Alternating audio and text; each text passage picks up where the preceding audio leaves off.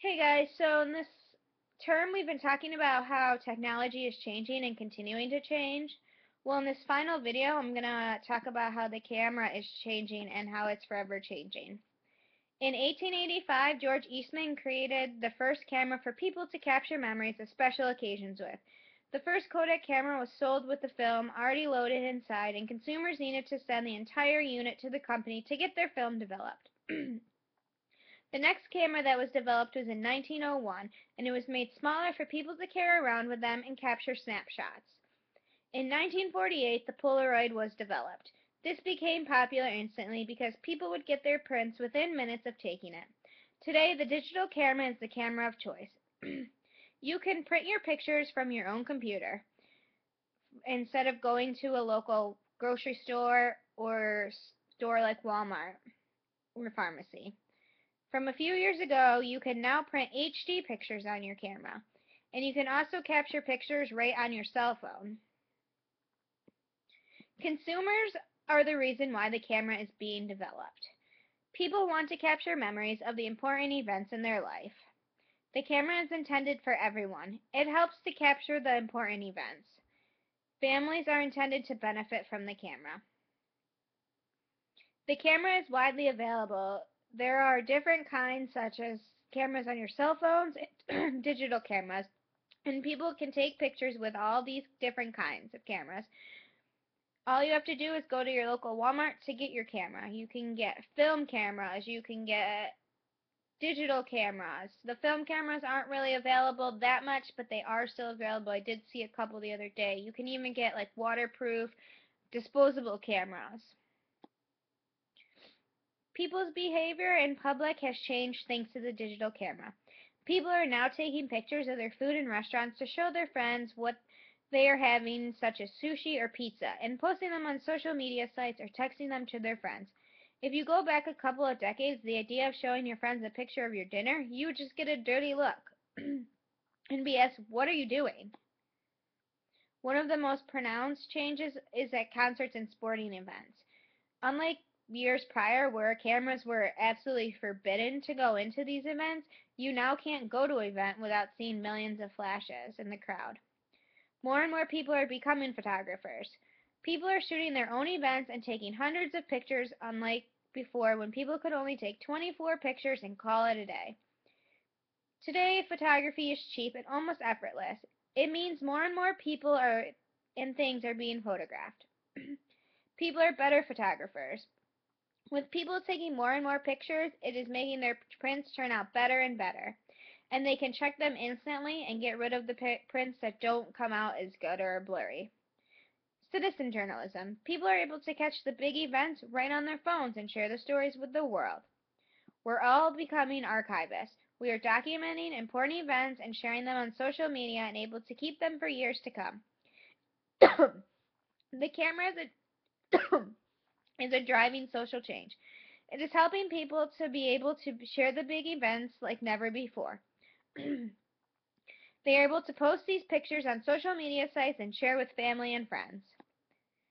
Society is changing the camera by making it adapt to the fast pace of the world.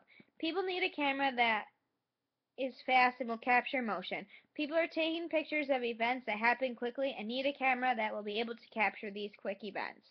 The camera is also smaller than before and getting even smaller.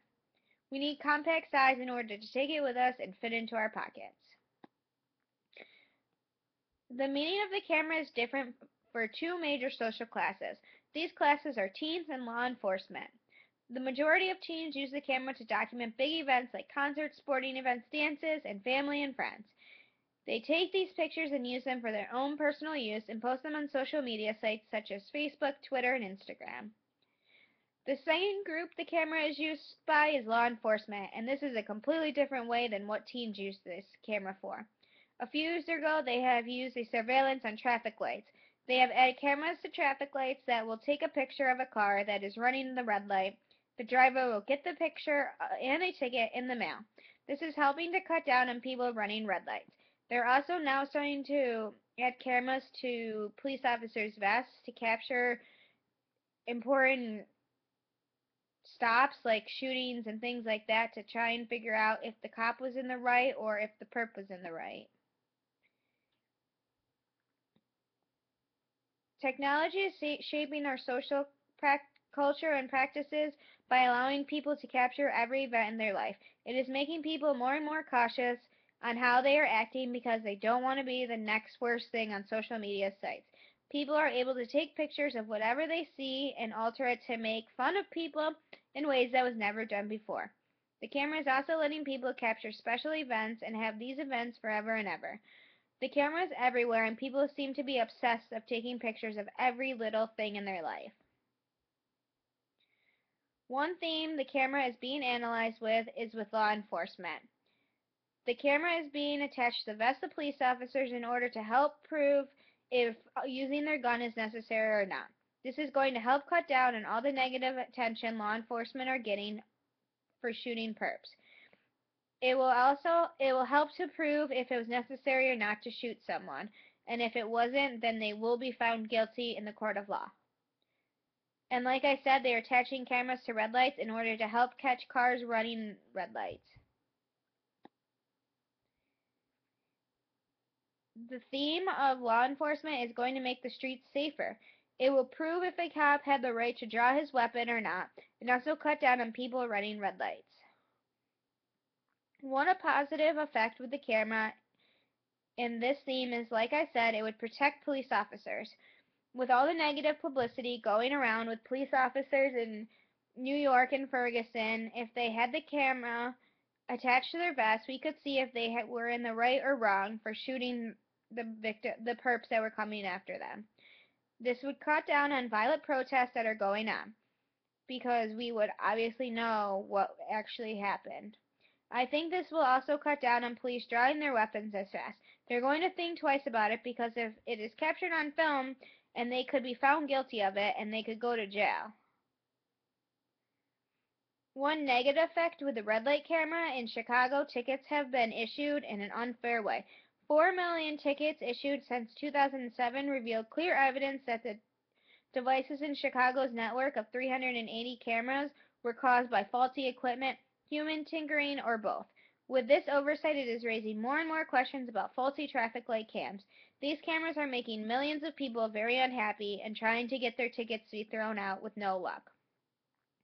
The conflict it is making people not trust law enforcement and making them very unhappy.